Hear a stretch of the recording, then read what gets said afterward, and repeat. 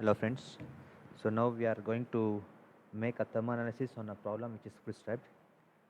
So if you look into the problem basically has a quality where one side of the plate is been prescribed with a temperature of 250 degrees Celsius, while the other side, the opposite side of the same square plate is been insulated with the thermal convection happening around the plate surface, and also you have been mentioned with the thermal conductivity properties and other properties. So let us see how do we make the analysis. To begin with, we have while choosing the preferences, along with the structural preference, we should also be having the thermal preference to be selected, since we are making a thermal analysis. Then again, while selecting the element type for this in the preprocessor, we have to opt for the quad 55 element. You'll have to add the element, add. So here you'll have to go for the thermal element. It's thermal solid. It's quad 4 node 55. We'll select it. While we select this element, we should also take care to see that the element behavior K3 lies in plane condition. This is an important option that you will have to look for. Then we have to go for the material properties, material model. There we will first define the structural material properties, then we will go for the thermal material properties. While in the structural material properties, we have to choose linear, elastic, isotropic. The Young's modulus has been set 200 into 10 power 9. The Poisson's ratio, we will be opting it for 0.3. Say OK. Then we have to select the thermal expansion property which has been mentioned there. So to be specific, we are opting secant coefficient. Again, the secant coefficient is same throughout the material, hence I will be applying the isotropic option, where the value says it's 12.6 into 10 power minus 6. So now we have just applied the structural properties. Now we are supposed to apply the thermal properties.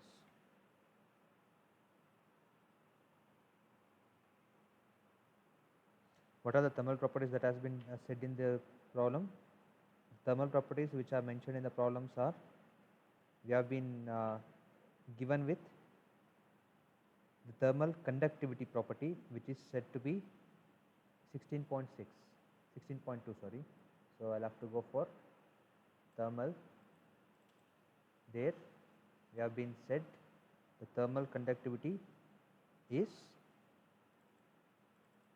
16.2 across the material.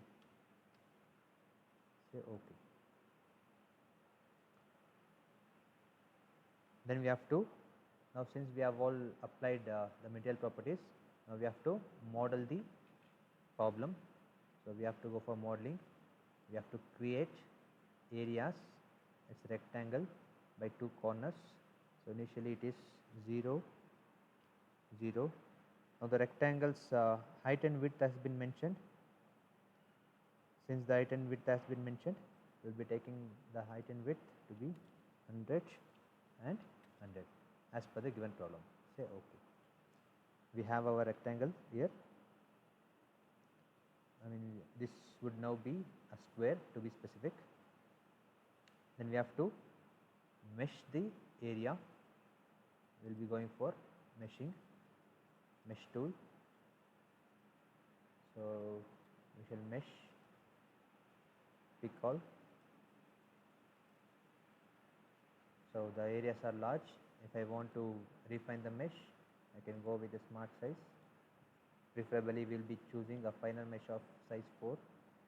Say mesh, pick all. OK. So we get a final mesh now. Once we get the mesh, we are supposed to apply the thermal loads. So as per the given problem, one side of the square plate is specified with a temperature of 250 degrees, while the opposite side is insulated, where we have convection around the property. So these loads we are supposed to apply. I shall go for load, define load, apply thermal, temperature, on lines. So I have to pick a line. I will be picking this line. Say OK. I am supposed to apply the temperature, which will be is of constant value, and the value is 250 degrees Celsius. Say OK. Now the temperature has been applied on one side. Now I am supposed to make the opposite side insulated one. So I shall apply the heat flux. I should be applying the heat flux, not the temperature. So the heat flux shall be applied on the opposite side, where the heat flux value dies off to 0.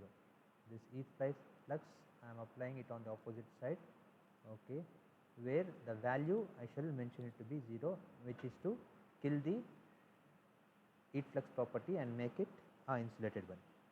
Say OK. Now this is insulated. Now I am supposed to apply the convection property across the edges. So I shall go and apply the convection properties.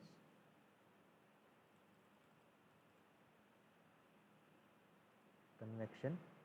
So it is again on lines. I will have to choose the adjacent sides. I pick this and this. Say OK. So what is the value of the convection property that they have mentioned? So they have mentioned the film coefficient to be 7.2 and the temperature to be 26 degrees. This is the details given in the problem statement, so which I have applied across this. So now basically I have completed all the pre-processing part. I have meshed, applied material properties, applied the loads. Now I will have to go for the solution. Solution, solve, current LS, okay. The solution is done. Now I am interested in viewing the result. So I will have to go for the general post-processor, contour plot. I will have to go for plot results, contour plot, nodal solution, degree of freedom solution, nodal temperature. So this is the temperature that I am supposed to view.